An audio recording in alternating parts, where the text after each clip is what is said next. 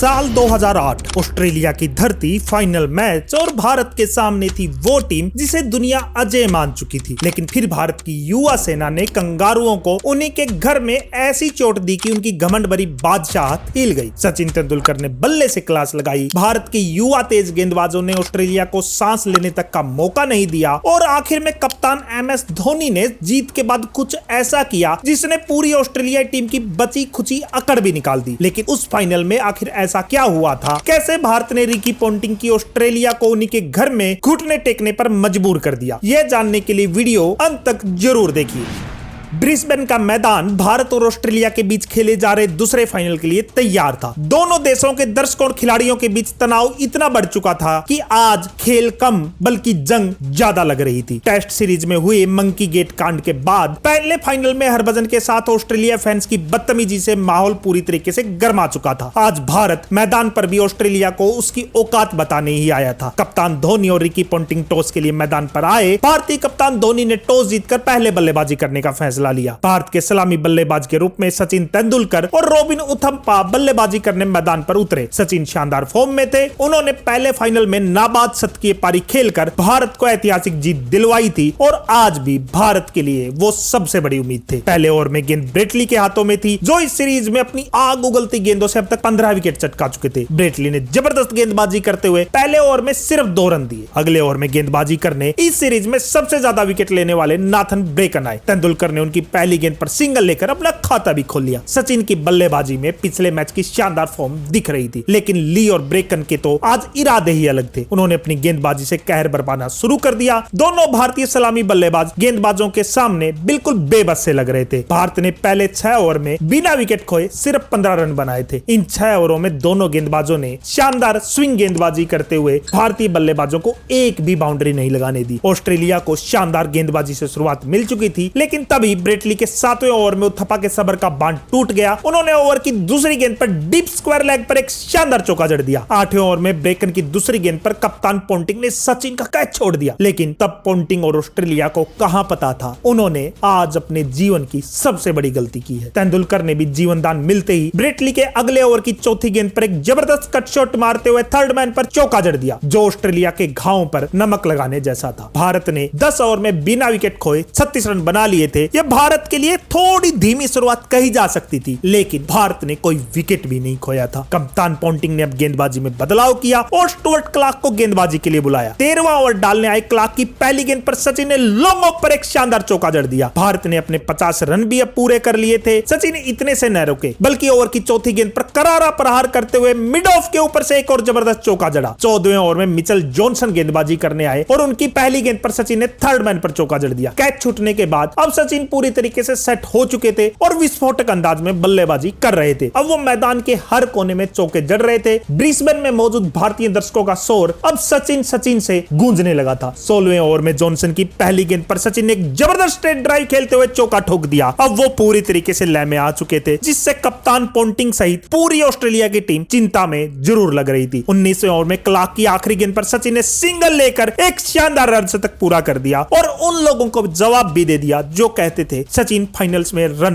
नहीं बनाते हैं। भारतीय दर्शकों को उनसे अब एक और शतक की उम्मीद होने लगी थी। जिस तरीके की लय में सचिन दिख रहे थे, उस हिसाब से लग भी रहा था कि एक और शतक आज आने वाला है। भारतीय दर्शक मैदान में झूमने लगे थे। सचिन के साथ साथ भारत माता की जय के नारे अब मैदान में गूंज रहे थे। ऑस्ट्रेलिया के दर्शक पूरी तरीके से अब शांत हो चुके थे और लगातार दूसरे फाइनल में हार के साथ सीरीज हार का डर उनके खिलाड़ी और दर्शकों के चेहरे पर अब साफ साफ नजर आ रहा था। 20वें ओवर में जॉनसन की 5वीं गेंद पर सचिन ने बैकवर्ड पॉइंट की तरफ कट करते हुए जबरदस्त चौका ठोका। 20 ओवर के बाद भारत का स्कोर बिना विकेट खोए 92 रन था और अब हमारी टीम एक बड़े स्कोर की तरफ बढ़ रही थी। लेकिन 21वें ओवर की 5वीं गेंद पर माइकल क्लार्क ने उथप्पा को मिड ऑफ पर होप्स के हाथों कैच आउट करवाते हुए भारत को पहला झटका दे दिया। रॉबिन उथप्पा ने सिर्फ 30 रन बनाए, लेकिन 94 रनों की ओपनिंग पार्टनरशिप करके वो सचिन के साथ एक शानदार शुरुआत भारत को दे चुके थे। बल्लेबाजी करने मैदान पर गौतम गंभीर आए, जो इस सीरीज में 2 सेंचुरी लगा चुके चुके थे। इस शानदार फॉर्म के कारण उन्होंने सीरीज में सबसे ज्यादा रन भी बनाए थे और उन्होंने आते ही पहली गेंद पर 2 रन बनाकर अपना खाता भी खोल लिया। भारत 22वें ओवर में अपने 100 रन पूरे कर चुका था और क्रीज पर 2 शानदार फॉर्म में चल रहे बल्लेबाज सचिन और गंभीर डटे हुए थे। 24वें ओवर में कप्तान पॉन्टिंग ने माइकल क्लार्क को गेंदबाजी के लिए बुलाया, जिनकी पहली गेंद पर गंभीर ने कदमों का इस्तेमाल करते हुए डीप मिड विकेट पर जबरदस्त चौका ठोक दिया। 26वें ओवर में क्लार्क की दूसरी गेंद पर गंभीर ने एक बार फिर से कदमों का इस्तेमाल करते हुए शॉट खेला, लेकिन गेंद लॉन्ग ऑन बाउंड्री पर खड़े जॉनसन के हाथों में चली गई और इसी के साथ भारत ने दूसरा विकेट गंवा दिया। शानदार फॉर्म में चल रहे गंभीर का विकेट लेने के बाद ऑस्ट्रेलिया के खिलाड़ी पूरी तरीके से जश्न मना रहे थे। गंभीर ने सिर्फ 15 रन बनाए और अब भारत का स्कोर 25.2 ओवर में 2 विकेट खोकर 121 रन हो चुका था। अब युवराज सिंह बल्लेबाजी करने मैदान में उतरे और युवराज ने आते ही ओवर की 5वीं गेंद पर कदमों का इस्तेमाल करते हुए लॉन्ग ऑन पर गगनचुंबी छक्का ठोक दिया। भारतीय दर्शक फिर से झूमने लगे थे, ऐसा लग ही नहीं रहा था इस ओवर में भारत ने कोई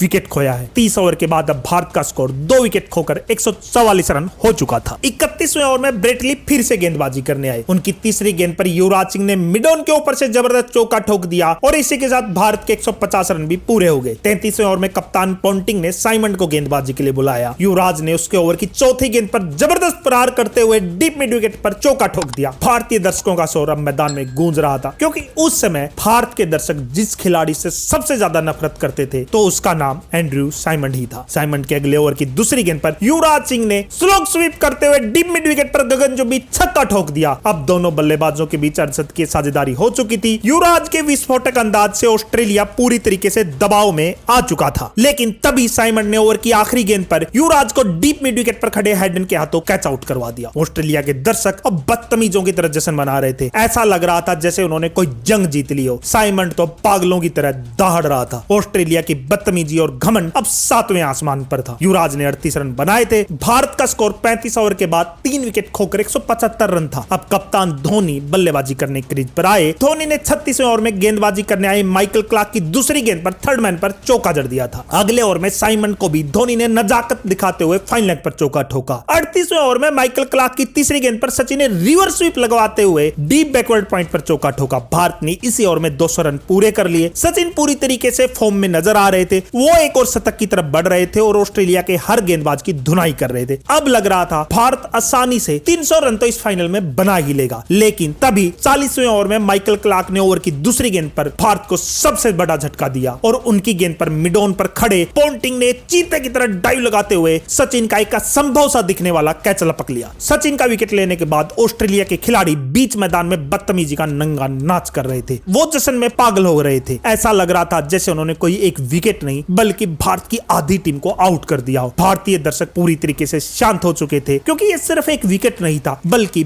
बड़े स्कोर खड़े करने की भारतीय उम्मीदों पर पानी फिरने जैसा था। भारत का सबसे बड़ा मैच विनर अब पवेलियन की तरफ जा रहा था। हालांकि सचिन ने 91 रनों की शानदार पारी खेली। भारत अब 39.2 ओवर में 4 विकेट खोकर 205 रन बना चुका था। अब अंतिम 10 ओवर में धोनी से भारत को एक विस्फोटक पारी की उम्मीद थी। क्रीज पर धोनी का साथ देने रोहित शर्मा आए, लेकिन 42वें ओवर में माइकल क्लार्क ने रोहित शर्मा को भी साइमन के हाथों कैच आउट करवा दिया। रोहित सिर्फ 2 रन बना पाए। भारत की आधी टीम पवेलियन लौट चुकी थी। लगातार विकेट गिरने से भारत के लिए एक लड़ने वाला स्कोर भी मुश्किल लग रहा था। इरफान पठान अब बल्लेबाजी करने मैदान पे उतरे। 44वें ओवर में ब्रेकन की चौथी गेंद पर इरफान ने डीप स्क्वायर लेग पर एक जबरदस्त चौका ठोका। 45वें ओवर के बाद भारत 5 विकेट खोकर 220 रन बना चुका था। मैच में अब आखिरी 5 ओवर भारत की पारी के बचे थे और अब तेजी से रन बनाने की जरूरत थी, क्योंकि लास्ट 5 ओवर में भारत के ज्यादा रन नहीं आए थे और लग रहा था अब रन थम से गए हो। ब्रेकन में 46वें ओवर में भारत को सिर्फ 5 ही रन बनाने दिए। अब तो 250 रन का आंकड़ा भी मुश्किल नजर आ रहा था। 47वें ओवर में ब्रेट ली की पहली गेंद पर धोनी ने उनके सिर के ऊपर से जोरदार प्रहार करते हुए लॉन्ग ऑफ पर जबरदस्त छक्का लगा दिया। जो भारतीय दर्शक शांत हो गए थे वो फिर से झूमने लगे थे और कप्तान का यह शॉट देखकर तिरंगा लहरा रहे थे। 48वें ओवर में ब्रेकन ने दूसरी गेंद पर इरफान पठान को बोल्ड कर दिया। पठान ने 12 रन बनाए। अब बल्लेबाजी करने मैदान पर हरभजन सिंह आए, लेकिन ब्रेकन इतने से नहीं रुके। उन्होंने भारत को आखिरी गेंद पर एक झटका और दे दिया। उसने धोनी को लॉन्ग ऑफ पर क्लार्क के हाथों कैच आउट करवा दिया। धोनी ने 36 रन बनाए। ब्रेकन ने एक ही ओवर में दोनों भारतीय बल्लेबाजों को आउट करके भारत के लिए समस्या पैदा कर दी थी। अब 250 रन बहुत मुश्किल नजर आ रहे थे और क्रीज पर भारत के पुछल्ले बल्लेबाजी थे। प्रवीण कुमार बल्लेबाजी करने मैदान पर उतरे और 48 ओवर के बाद भारत का स्कोर 7 विकेट खोकर 240 रन था। 49वें ओवर में ब्रेट ली की दूसरी गेंद पर प्रवीण कुमार ने कमाल करते हुए थर्ड मैन पर एक चौका ठोक दिया और उसके बाद अगली गेंद पर कदमों का इस्तेमाल करते हुए डीप बैकवर्ड पॉइंट पर एक और चौका ठोका, लेकिन ब्रेटली ने ओवर की 5वीं गेंद पर हरभजन सिंह को एलबीडब्ल्यू आउट करके भारत को 8वां झटका दे दिया। अब पीयूष चावला बल्लेबाजी करने आए। उन्होंने आते ही थर्ड मैन पर चौका जड़ दिया और इसी के साथ भारत ने जैसे तैसे 250 रन का आंकड़ा पूरा कर लिया। आखिरी ओवर की 3री गेंद पर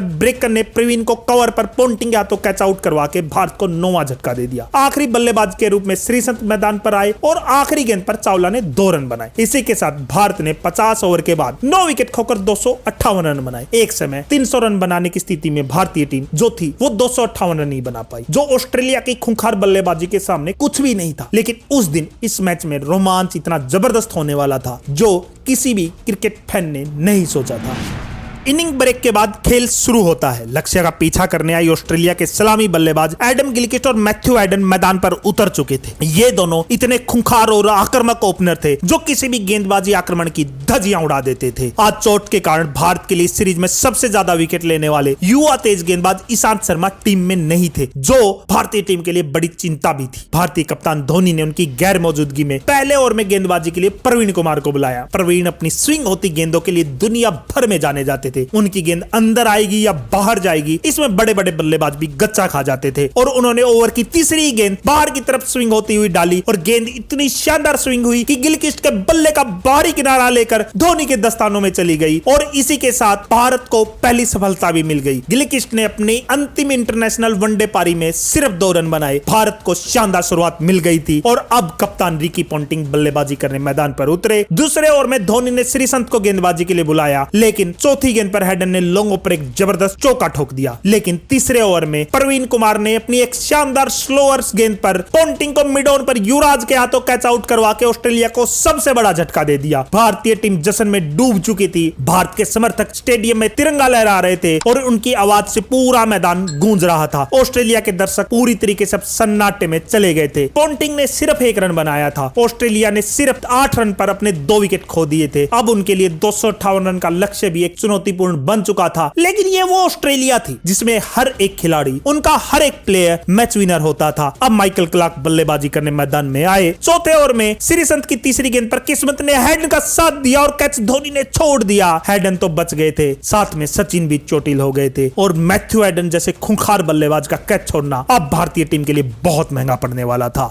लेकिन भारतीय तेज गेंदबाज भी हार नहीं मान रहे थे। शानदार स्विंग गेंदबाजी हो रही थी। ऐसा लग रहा था जैसे ऑस्ट्रेलिया के बल्लेबाजों को गेंद समझ में ही नहीं आ रही है। 5 ओवर के बाद 2 विकेट खोकर ऑस्ट्रेलिया का स्कोर सिर्फ 13 रन था। प्रवीण कुमार और श्रीसंत ने अपनी आग उगलती गेंदों से ऑस्ट्रेलिया को बांध दिया था। 9वें ओवर में प्रवीण कुमार की चौथी गेंद पर माइकल क्लार्क ने आखिरकार एक चौका ठोका। 42 गेंदों के बाद आई बाउंड्री की खुशी को प्रवीण कुमार ने ऑस्ट्रेलिया को ज्यादा देर नहीं रहने दिया और ओवर की 5वीं गेंद पर माइकल क्लार्क को क्लीन बोल्ड कर दिया। प्रवीण कुमार ने अकेले अपने दम पर ऑस्ट्रेलिया के टॉप ऑर्डर को तबाह कर दिया था। ऑस्ट्रेलिया को बता दिया गया था कि ये वो भारतीय टीम अब नहीं है जो दबाव में खेलने वाली है, बल्कि आज इस टीम ने ऑस्ट्रेलिया को पूरी तरीके से बैकफुट पर ला दिया था। लेकिन अब मैदान पर बल्लेबाजी करने ऑस्ट्रेलिया का सबसे खूंखार बल्लेबाज एंड्रयू साइमंड आ रहा था। वही साइमंड जो मंकी गेट कांड के बाद भारत का सबसे बड़ा दुश्मन था। 10 ओवर खत्म होने के बाद ऑस्ट्रेलिया का स्कोर 3 विकेट के नुकसान पर 36 रन था। 11वें ओवर में प्रवीण कुमार की गेंद पर हेडन ने डीप मिड विकेट पर जबरदस्त चौका ठोका। ऐसा लगा अब ऑस्ट्रेलिया पलटवार करेगा, लेकिन इसके बाद भारतीय गेंदबाजों ने शानदार गेंदबाजी करते हुए अगले 5 ओवर में कोई बाउंड्री नहीं दी और ऑस्ट्रेलिया पर लगातार दबाव बना के रखा। लेकिन 16वें ओवर में प्रवीण कुमार की गेंद पर हेडन ने फाइन लेग पर चौका लगाकर इस चक्रव्यूह को तोड़ा। अब धीरे धीरे दोनों बल्लेबाज पारी को संभालते हुए ऑस्ट्रेलिया की मैच में वापसी करवा रहे थे। कप्तान धोनी ने 18वें ओवर में हरभजन सिंह को गेंदबाजी के लिए बुलाया, क्योंकि हरभजन सिंह और ऑस्ट्रेलिया इस सीरीज में एक अलग ही मुकाबला था। उनके ओवर की 5वीं गेंद पर हेडन ने कदमों का इस्तेमाल करते हुए मिड ऑन के ऊपर से शानदार चौका जड़ा। 19वें ओवर में इरफान पठान की गेंद पर साइमंड ने पहले थर्ड मैन पर चौका जड़ दिया और इसके बाद 21वें ओवर में साइमंड ने पठान के एक और चौका जड़ा। इसी के साथ दोनों बल्लेबाजों के बीच अर्धशतक की साझेदारी हो चुकी थी। ऑस्ट्रेलिया की मैच में वापसी हो चुकी थी। भारत को जीत के लिए अब एक विकेट की जरूरत थी। ऑस्ट्रेलिया का स्कोर 21 ओवर के बाद 3 विकेट खोकर 88 रन था और हेडन और साइमंड के रूप में 2 खूंखार राक्षस अब मैदान पर डटे हुए थे। ऑस्ट्रेलिया के दोनों बल्लेबाजों ने अब पठान को अपना टारगेट बनाया। 23वें ओवर में पठान की पहली गेंद पर हेडन ने थर्ड मैन पर चौका ठोका और इसके बाद ओवर की दूसरी गेंद पर युवराज ने ओवरथ्रो के 5 रन दे दिए और इसके बाद ओवर की आखिरी गेंद पर हैडन ने एक्स्ट्रा कवर पर शानदार चौका ठोक दिया और इसी के साथ ऑस्ट्रेलिया के 100 रन भी पूरे हो गए। अगले ओवर में हरभजन सिंह की चौथी गेंद पर हैडन ने सिंगल लेकर अपना अर्धशतक पूरा कर लिया। अब हैडन लय में नजर आ चुके थे और हैडन क्रीज पर जमने के बाद ऑस्ट्रेलिया को एक तरफा अपने दम पर जीत दिलाते थे और यही चीज भारत की टेंशन भी बढ़ा रही थी। 25वें ओवर में कप्तान धोनी ने पीयूष चावला को गेंदबाजी के लिए बुलाया, लेकिन साइमंड ने उनकी पहली गेंद पर लॉन्ग ऑन पर गगनचुंबी छक्का जड़ दिया। 25 ओवर के बाद ऑस्ट्रेलिया का स्कोर 3 विकेट खोकर 115 रन था। ऑस्ट्रेलिया को अगले 25 ओवर में अब 144 रन की जरूरत थी, जो उनके लिए कतई मुश्किल नहीं था और ऑस्ट्रेलिया के दोनों बल्लेबाज भारतीय टीम को लगातार स्लेजिंग करते हुए गालियां भी दे रहे थे, जैसे उनकी जीत पक्की हो चुकी हो। लेकिन तभी युवराज सिंह ने कमाल दिखाते हुए चीते जैसी फील्डिंग करते हुए हैडन को रन आउट कर दिया और इस विकेट के बाद भारतीय खिलाड़ियों का जश्न बता रहा था। यह सिर्फ एक विकेट नहीं था, बल्कि मैच का नतीजा तय करने वाला पल था जो भारत ने अपने नाम कर लिया था। अब माइक हसी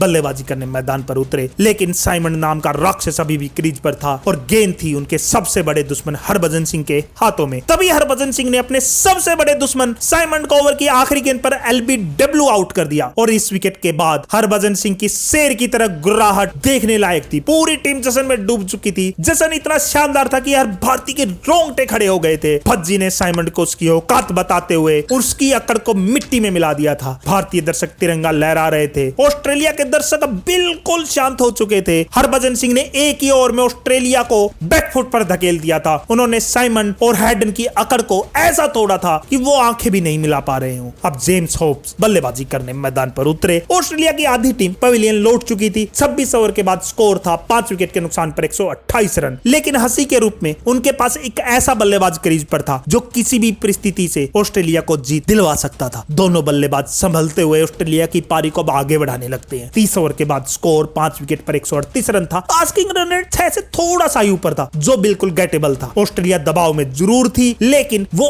एक अजय माने जाने वाली टीम थी और आखिरी दम तक वो लड़ते थे। 32वें ओवर में हरभजन की गेंद पर माइक हसी ने डीप मिड विकेट पर जबरदस्त चौका जड़ा। अब ऐसा लग रहा था कि अरसे बाद ऑस्ट्रेलिया के लिए कोई चौका आया हो। 35 ओवर के बाद स्कोर था 5 विकेट पर 160 रन। अब दोनों बल्लेबाज बीच बीच में चौके और सिंगल्स ले रहे थे, जिससे ऑस्ट्रेलिया की उम्मीदें मैच में वापस जिंदा हो चुकी थी। 40 ओवर के बाद ऑस्ट्रेलिया ने 5 विकेट खोकर 183 रन बना लिए थे। अब उन्हें अंतिम 60 गेंदों पर 76 रन की जरूरत थी, जो मुश्किल लग रहे थे, लेकिन असंभव बिल्कुल नहीं थे, क्योंकि हसी और जेम्स होप अब बिल्कुल पूरी तरीके से क्रीज पर सेट हो चुके थे। 42 ओवर में श्रीसंत की तीसरी गेंद पर माइक हसी ने फाइन लेग पर जबरदस्त चौका ठोक दिया। अब लग रहा था कंगारू आज फिर उलटफेर करने वाले हैं, लेकिन तभी ओवर की आखिरी गेंद पर श्रीसंत ने हसी को धोनी के हाथों कैच आउट करवा दिया। लेकिन ऑस्ट्रेलियाई खिलाड़ी हमेशा की तरह बेईमानी पर उतर आए और माइक हसी ऐसे रिएक्ट करने लगा जैसे वो आउट ही ना हो। लेकिन तभी थर्ड अंपायर ने दूध का दूध और पानी का पानी करते हुए उन्हें आउट करार दिया और आज ऑस्ट्रेलिया की बेईमानी भी कोई काम नहीं आई। माइक हसी ने 44 रन बनाए। भारत को एक बड़ी सफलता मिल चुकी थी और अब ब्रेटली बल्लेबाजी करने मैदान पर उतरा। 43वें ओवर में इरफान पठान की तीसरी गेंद पर रोबिन उथप्पा ने होप्स का कैच छोड़ दिया।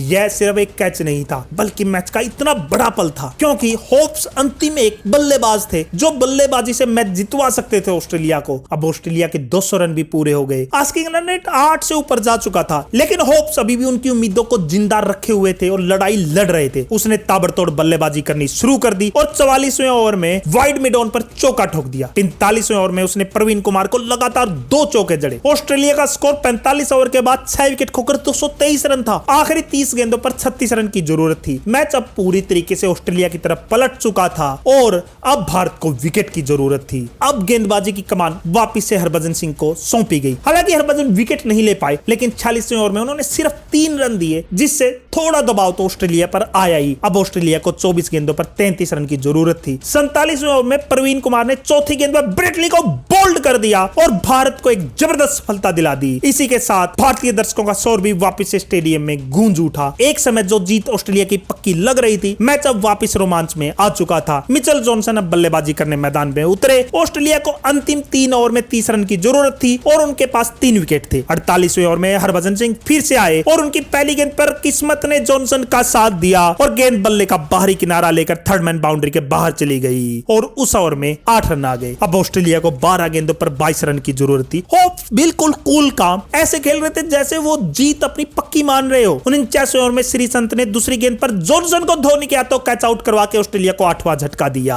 अब ब्रेकन बल्लेबाजी करने आए। ऑस्ट्रेलिया पूरी तरीके से अब दबाव में था, लेकिन उम्मीद अभी भी होप्स पे थी और होप्स ने 5वीं गेंद पर लॉन्ग ऑन पर गगनचुंबी छक्का लगा के बता दिया कि ऑस्ट्रेलिया भी हारा नहीं है। इस छक्के ने ऑस्ट्रेलिया की उम्मीदों को जिंदा कर दिया था। मैच का नतीजा अब आखिरी 6 गेंदों पर निर्भर था। अंतिम ओवर में ऑस्ट्रेलिया को 13 रन की जरूरत थी और उनके 2 विकेट शेष थे। अब धोनी ने अंतिम ओवर के लिए इरफान पठान को बुलाया, जिनका यह मैच बहुत खराब गया था। लेकिन कहते हैं किस्मत सबको एक अंतिम मौका जरूर देती है और पठान के पास भी आज एक वैसा ही मौका था। पठान ने ओवर की दूसरी गेंद पर ब्रेकन को मिड विकेट पर पीयूष चावला के हाथों कैच आउट करवा के ऑस्ट्रेलिया को 9वां झटका दे दिया। अब अंतिम 4 गेंदों पर 12 रन की जरूरत थी। स्ट्राइक पर होप्स थे, लेकिन पठान ने ओवर की चौथी गेंद पर होप्स को मिड ऑन पर खड़े चावला के हाथों कैच आउट करवा के भारत को 9 रनों की ऐतिहासिक जीत दिलवा दी। भारतीय गेंदबाजों ने शानदार गेंदबाजी करते हुए अजय योद्धा कहे जाने वाले ऑस्ट्रेलिया को उसी की धरती पर हराकर घमंड को चूर चूर कर दिया था। सीबी सीरीज के 2 लगातार फाइनल जीतकर भारत ने यह ट्रॉफी अपने नाम कर ली थी